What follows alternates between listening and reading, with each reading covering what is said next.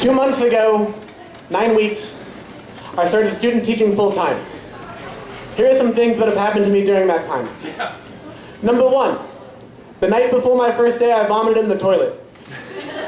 Number 2, on my first day, I introduced myself to the principal using an anecdote about said sickness because I did not realize she was the principal.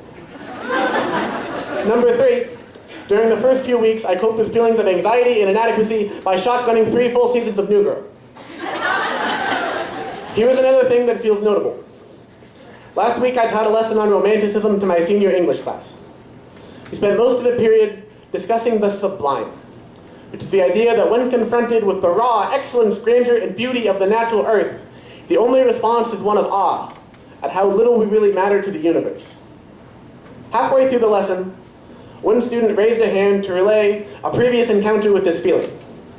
He said, "I was lying in the grass one night, looking up at the sky, when suddenly it hit me that I was not looking up but looking out, that this is a window." I smirked.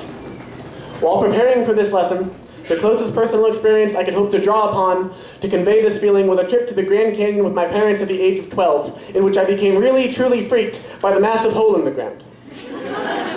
I refused to go within 12 feet of it and became obsessed with a book called 1,000 Ways to Die at the Grand Canyon, which I found in the corner rack of the gift shop.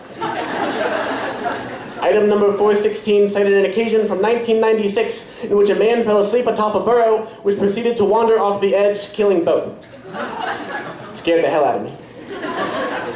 Needless to say, the experience was significantly less profound than that shared by the almost graduate sitting in the back of my classroom. I pushed back though, because that is what you do when you teach, you push. I said, "Is that really an encounter with the sublime?" And motioned towards the smartboard, which displayed a quotation from Edmund Burke stating that there is an inherent pleasure to this feeling of smiles. The student smiled. He said, "I felt joy, Mr. V," and I felt it too.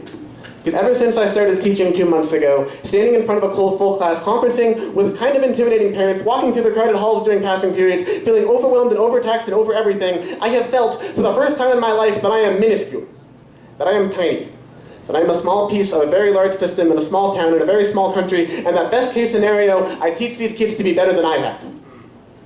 If it is really true that children are the future, then there was only a very short duration of time during which I was the present. It has only been a couple months, but lately I've been looking out more than I've been looking up. I look at faces in the back of the classroom and in the hallways and in the lunchroom, and they are cynical, defiant, joyful, heartbroken, ecstatic, socially awkward, bitter, disenchanted, and starry-eyed. But whether or not they realize it, they're all looking towards the future, towards the future, towards the future, and I feel sublime. Thank you. Yeah.